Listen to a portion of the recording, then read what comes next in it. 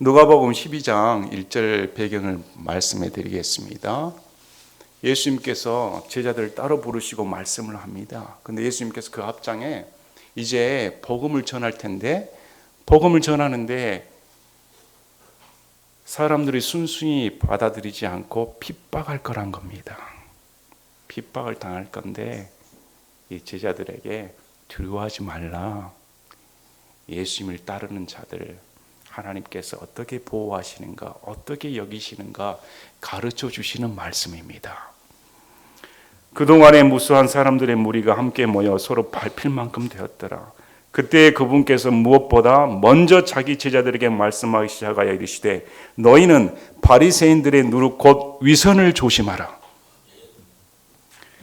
제자들을 불러서 바리새인들 곧 그 누룩 위선을 조심해야 된다. 바리새인들은 위선자였습니다. 겉으로는 순결한 척, 겉으로는 하나님을 사랑한 척. 그러나 예수님께서 그 겉모습을 보시고 그 속마음을 꿰뚫어 보시고 하신 말씀이 회칠한 무덤이다. 쓰레기통입니다.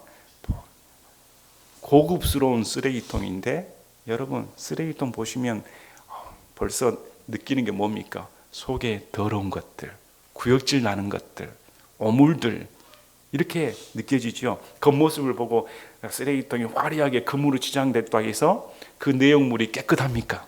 아니지 않습니까? 마찬가지로 우리 예수님께서 무덤 속에 썩어 냄새나는 시체 덩어리고 겉만 하얗게 칠해놨는데 회칠한 무덤이다. 위선자를 제일 미워하십니다. 겉과 속이 다른 것을 제일 미워하시는 분이십니다. 그래서 그 누룩 조심해라. 누룩은 성경에 악영향을 끼칩니다. 조그만 누룩이 들어와 퍼져버리면 악영향이 순식간에 퍼져버린다는 겁니다. 그래서 악한 사상, 악한 생각 이런 모든 것들은 철저하게 허용해서는 안 된다. 조심해라 이렇게 말씀을 하십니다. 그리고 덮어둔 것 중에서 드러나지 아니할 것이 없고 숨겨둔 것 중에서 알려지지 아니할 것이 없나니 그러므로 무엇이든지 너희가 어둠 속에서 말한 것이 빛 가운데서 들리고 너희가 골방에서 귀에 대고 말한 것이 지붕 위에 공포되리라. 하나님께서 모든 은밀한 것을 보고 계신다는 겁니다. 마태복음 10장 27절에 내가 어둠 가운데서 너에게 이르는 것을 너희 빛 가운데서 말하며 너희가 귓속말로 듣는 것을 지붕 위에서 선포하라. 두려워하지 말고 적극적으로 선포하라는 겁니다. 여러분, 두려워하는 것은 위선입니다. 응원을 하고 저렇게 행동하는 것은 마땅합니다. 그러나 내가 해가 될까봐, 내게는 해가 될까봐 나는 그렇게 행동하지 않겠습니다. 이것이 위선이라는 겁니다. 저렇게 행동하는 것은 마땅한데 나는 그렇게는 못하겠습니다. 성경에서는 그렇게 행동하는 것을 위선이라고 말씀합니다. 제자들이 그러했습니다. 우리 신앙인도 그렇지 않습니까? 예수님을 위해 목숨을 바치겠습니다. 예수님은 나의 주님이십니다. 예수님을 위해 이제 한평생 살겠습니다. 진짜 그렇게 합니까? 정말 그렇게 하고 있는 겁니까? 찬양은 마음껏 부릅니다. 기도는 마음껏 외칩니다. 그러나 행동은 어떻습니까? 몸살이지 않습니까? 공포의 분위기 속에 남들의 말 속에 나서질 않지 않습니까? 남들이 알아서 해줄 텐데 남들이 저렇게 하면 나는 그 덕만 누리면 되지. 3.1절 독립운동을 그렇게 했으면 됐겠습니까? 일부 지도자들만 애국심에 복받쳐서 나가서 외쳤으면 됐겠습니까? 왜 수많은 백성들이 동조했겠습니까? 그 수많은 백성들은 일제의 압력을 모르겠습니까? 두려움이 오지요. 그런데도 자유가 소중하니까, 자유를 지켜야 하는 열정이 있으니까 그 위협에도 뛰쳐나가는 겁니다. 왜 공산주의 사상에 의해 6.25 전쟁 때 기독교인들이 처참하게 순교를 당합니까? 왜 피를 흘립니까? 내게 있는 자유가 목숨보다 소중하기 때문입니다. 내게 있는 자유를 위해 예수님께서 내 대신 피를 흘려 죽으셨기 때문입니다. 아니까 타협할 수가 없다는 겁니다. 그런데 오늘날 어쩔까요? 저도 위선자입니다. 혹시 내가 바른 소리를 하면 나에게 해가 될까 봐. 혹시 정부를 비판하는 소리를 하면 나에게 큰 해를 다칠까 봐. 여러분은 어떻습니까? 주위 동료들이 사상이 틀리니까 어떻게 지금 현대에 대해 바른 소리를 하는 것을 주저하지 않습니까? 복음만 전하면 되지 다른 건 괜히 오해를 살 여지가 있으니까 왕따 당할까 봐 이런 것을 대해 주저하지 않습니까? 바른 소리를 못하는 것은 위선자다. 이렇게 성경은 말씀하는 겁니다. 문맥이 그렇습니다. 문맥이 너희는 적극적으로 외치라는 겁니다. 하나님께서 모든 것을 듣고 계신다는 겁니다. 우리는 하나님의 복음, 그리스도의 자유사상 이런 가치를 적극적으로 외쳐야 되는 겁니다. 그리고 하신 말씀이 내가 내 친구인 너에게 이르노니 몸을 죽이고 그 뒤에는 더 이상 아무것도 하지 못하는 자들을 두려워하지 말라. 제자들에게 하신 말씀입니다. 제자들은 예수님을 따라다니던 자들이었습니다. 늘 우리 주님께서 제자들에게 하신 말씀 중에 하나가 두려워하지 말라. 일거수일투족을 동고동락하며 옆에서 모시던 제자들이었습니다. 그 제자들조차 예수님 옆에 계심에도 불구하고 항상 두려움에 떨었다는 겁니다. 우리는 말할 필요도 없습니다.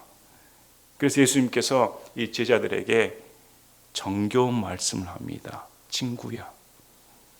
여러분, 이 말이 낱말이 단어가 눈에 들어오지 않습니까?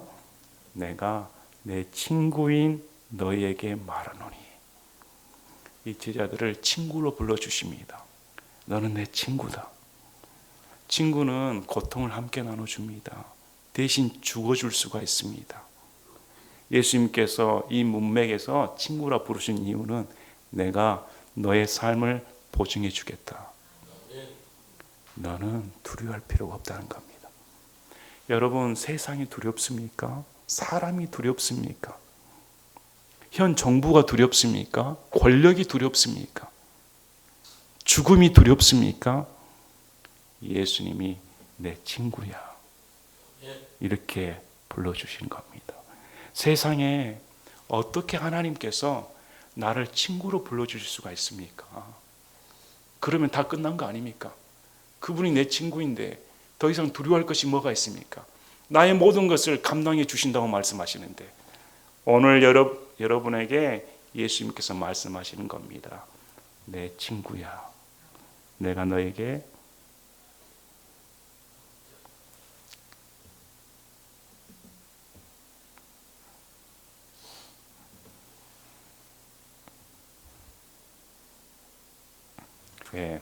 이르노니 이렇게 말씀합니다. 몸을 죽이고 그 뒤에는 더 이상 아무것도 하지 못하는 자들을 두려워하지 말라. 세상 사람들이 할 수 있는 건 기껏해야 너희 몸을 죽이는 것 이상 할 수가 없다는 겁니다.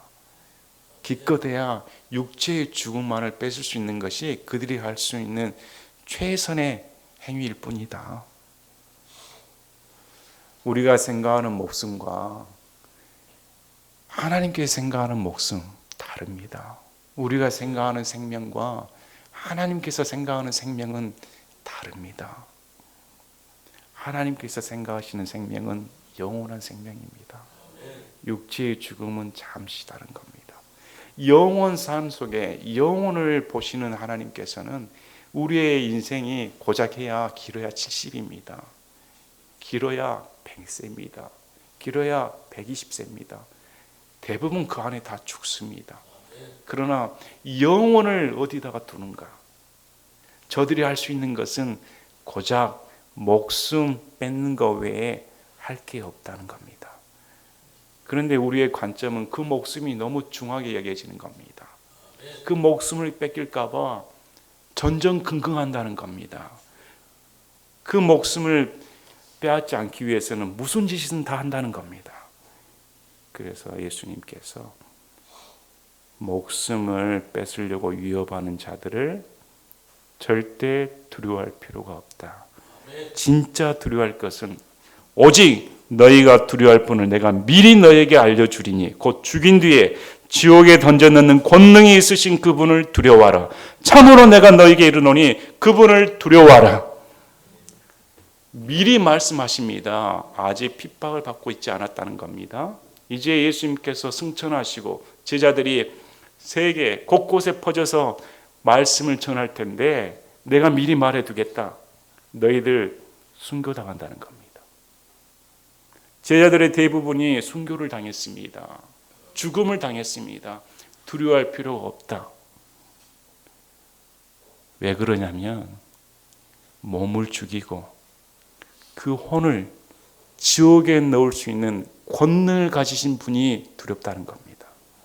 진정 두려워할 분이 세상 사람이 아니라 나의 영원한 생명을 쥐고 있는 하나님이다.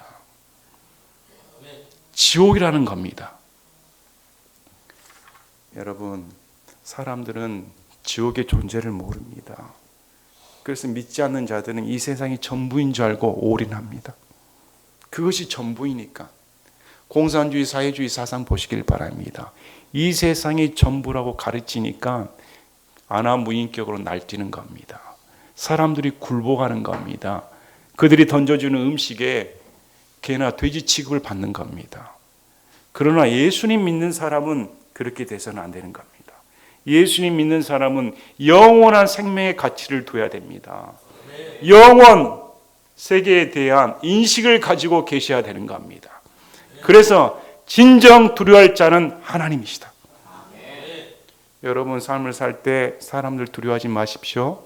여러분 삶을 살 때 질병을 두려워하지 마십시오. 여러분 삶을 살 때 남의 비난을 두려워하지 마시길 바랍니다. 여러분의 삶을 살 때 고난을 두려워하지 마시길 바랍니다. 그것은 순식간에 지나가는 겁니다. 아마 저와 여러분이 천국에 입성했을 때 내 삶이 그렇게 짧았구나.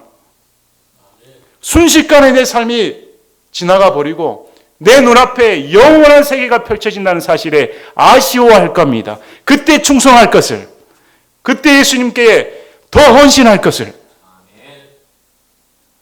여러분, 하나님을 두려워하십시오. 참으로 내가 너희에게 이르노니 그분을 두려워하라. 그래서 제자들은 목숨을 던져버리는 겁니다. 제자들도 목숨을 잃는 것을 왜 두려워하지 않았겠습니까?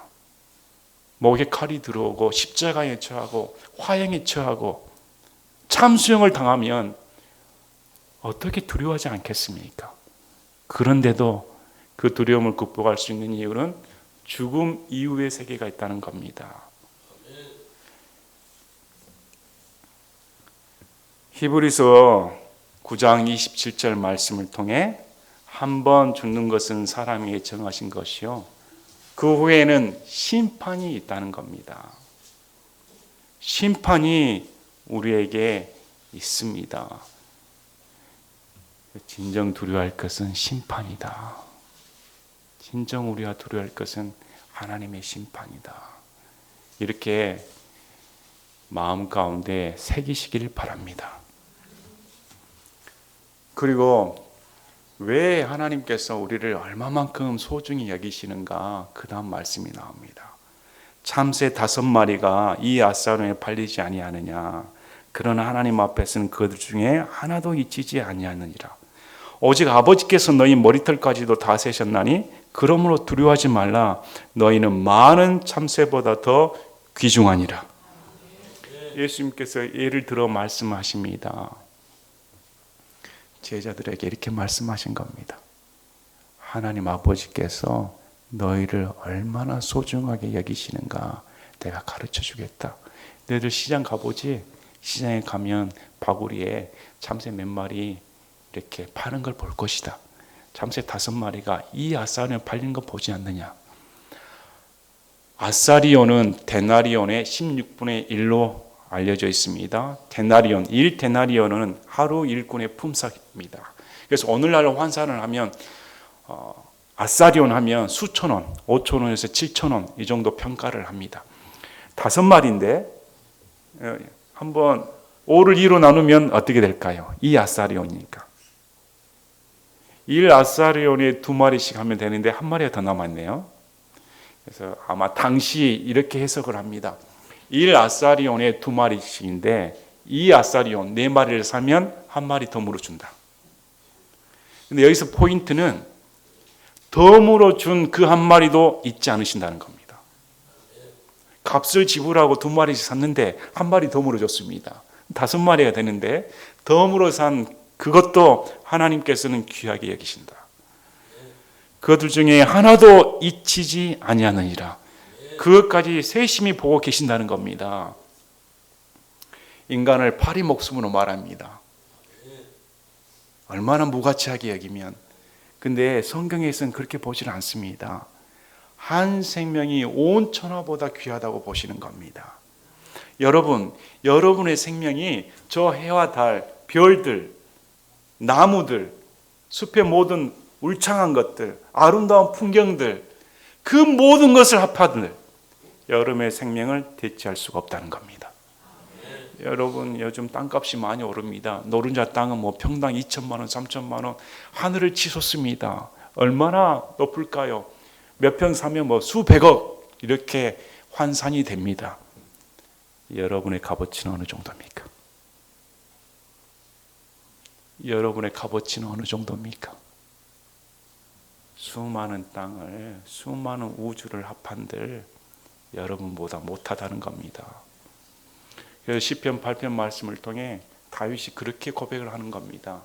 주께서 지으신 달과 별들을 보니 어떻게 인간인 나를 귀중히 여기셨습니까? 나는 내가 볼 때 하찮은 존재인데 이런 수많은 별들을, 달들을 나를 위해 지어줄 수가 있을까? 그리고 내게 땅을 다스리는 권세를 주셨습니다. 어떻게 이렇게 존귀와 영광으로 내게 관을 씌워줄 수가 있습니까? 여러분에게 그렇게 하셨다는 겁니다. 예수님께서 여러분에 대신 죽으시고 예수님께서 받으신 존귀와 영광 그대로 여러분에게 씌워주신 겁니다.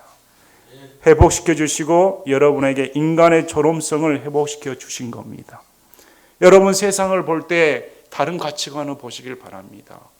어떻게 나란 인생을 이렇게 소중히 여겨주십니까?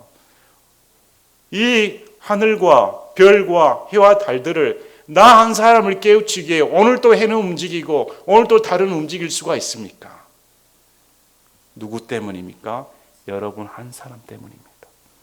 여러분 한 사람 한 사람 때문에 하나님께서 창조하신 겁니다.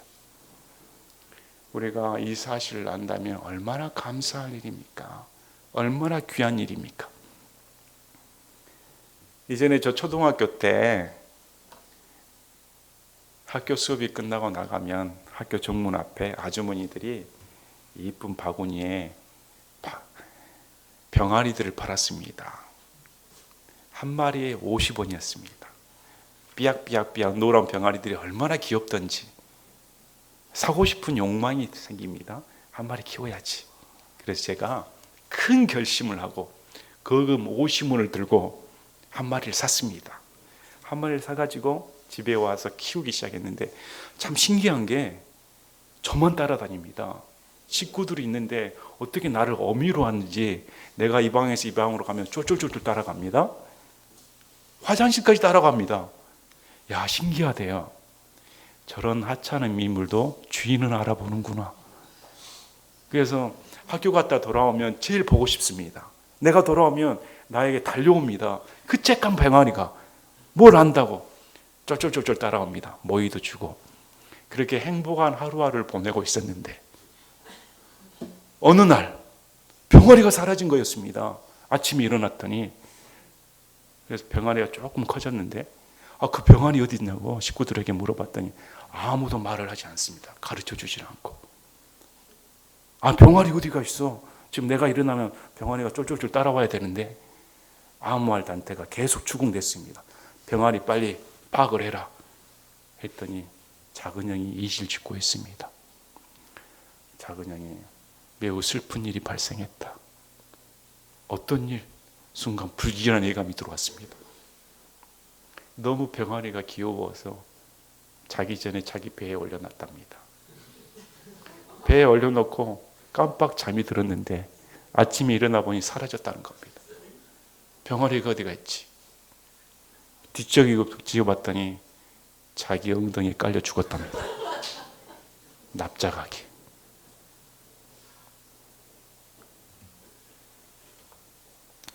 그 병아리가 키운 정이 있었습니다.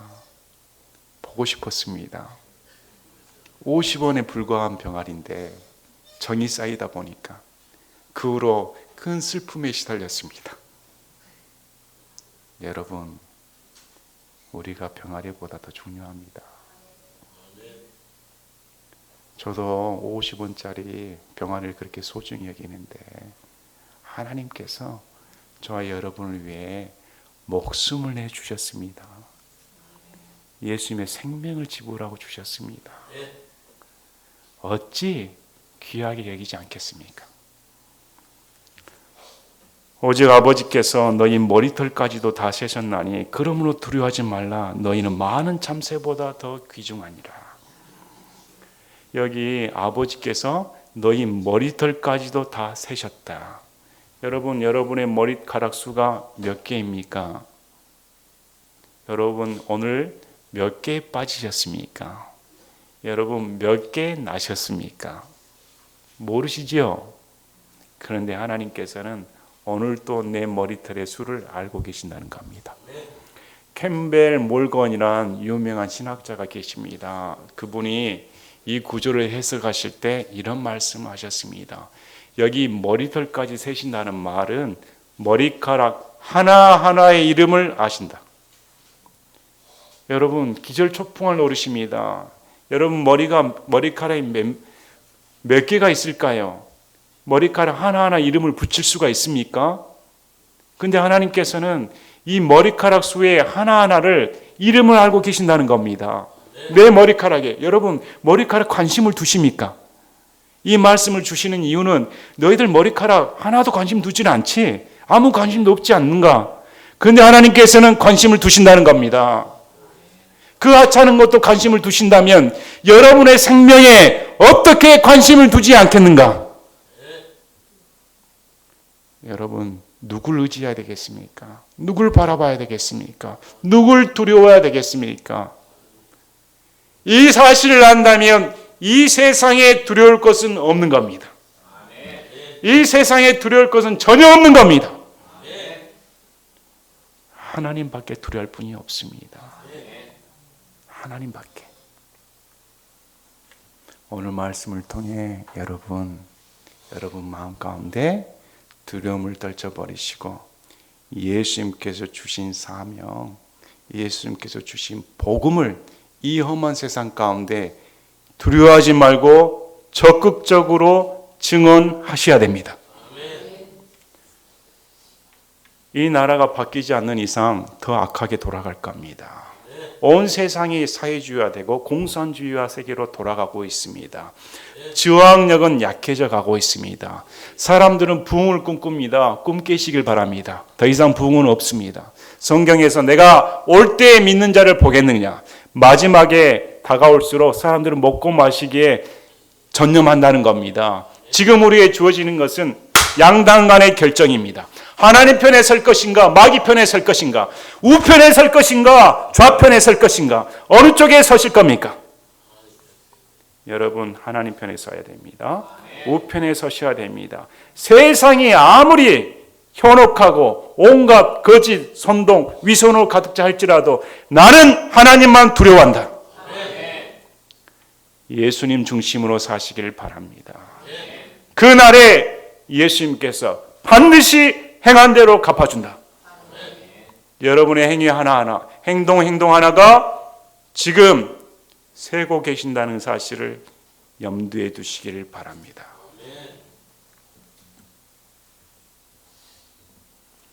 병아리 때문에 슬퍼하지 마시길 바랍니다.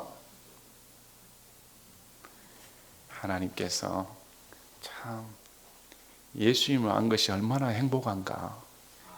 제가 기독교를 한 것이 너무 행복합니다. 기독교에 들어온 순간 인간이 누구인가? 인간이란 무엇인가? 기독교인이 되어야 인간이 인간답게 되는 겁니까? 아, 진짜 내가 인간답게 되는구나. 기독교인이 되어야 가정이 가정답게 되는 겁니다. 그래서 사이비와 다릅니다. 기독교는 다릅니다. 기독교는 인간을 고기스럽게 해줍니다. 참 귀하다. 너무 고기스럽게 해주는 겁니다. 여러분, 오늘 말씀이 여러분에게 힘이 되시고 참 오늘 가서 머리카락 하나씩 세보시길 바랍니다. 거울을 보시면서 한 가닥 한 가닥 세보면서 야, 하나님 어떻게 내 머리카락 하나를 세고 계십니까? 하나님께 한번 기도해 보시길 바랍니다. 물어보시길 바랍니다. 꼭 거울 앞에서, 그리고 내일 한번 세보시길 바랍니다. 몇 개 차이가 나시는가? 하나님께 영광을 돌리며 제가 기도하고 마치겠습니다.